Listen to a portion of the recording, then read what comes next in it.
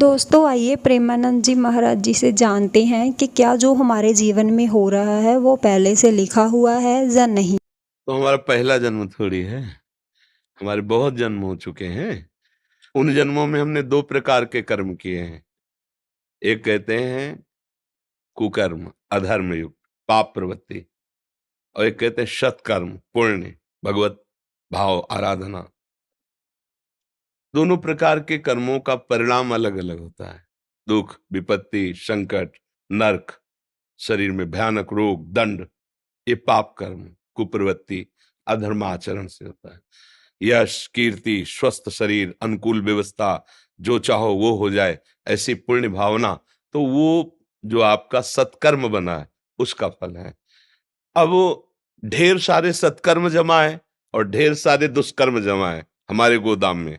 कर्म जिसे संचित कर्म कहते हैं शास्त्रीय भाषा में, उससे निकाला गया और दोनों कर्म को मिश्रित करके इसकी रचना कर दी गई और उन्हीं कर्म के अनुसार उसको उसी जगह पैदा किया गया।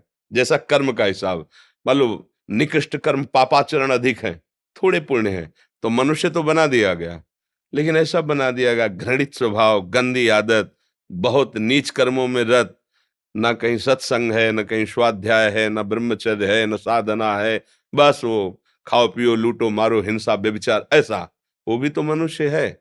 और एक है संयम से चलता है, नियम से चलता है, ऐसे आचरण करता है, समाज को सुख मिलता है, माता पिता को सुख मिलता है, हमारे देश की पूरी सेवा की भावना, कई तरह के ये दो कर्मों से उसको वहां जन्म दिया जाता है। जैसे उसके कर्म के अनुसार वैसे उसका स्वभाव बनता है।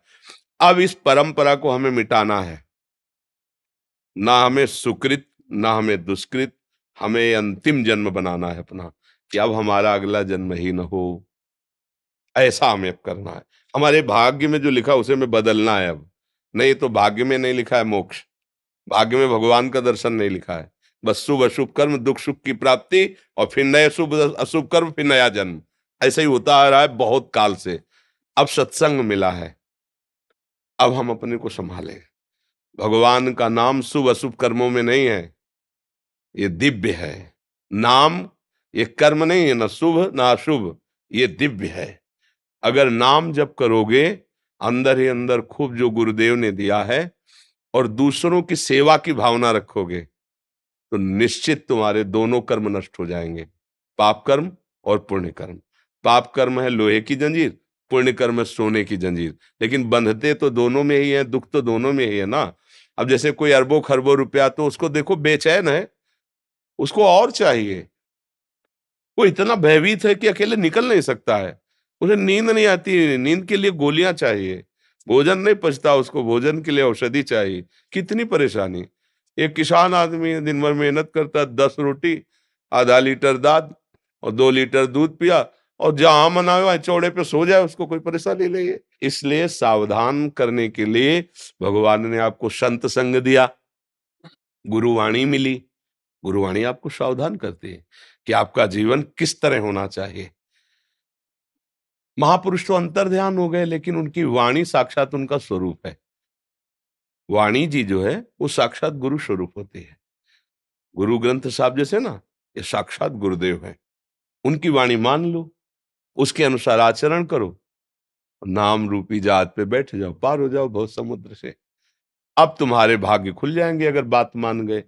नहीं मान गए तो फिर शुभ और अशुभ कर्म तुम्हें भोगने ही पड़ेंगे। अवश्य में भोक्तव्यम कृतम कर्म शुभाशुभम। फिर नया जन्म होगा, फिर नई दुकान मकान, फिर मरो, फिर नया जन्म, फिर यही प्रपंच चल रहा है बहुत समय से।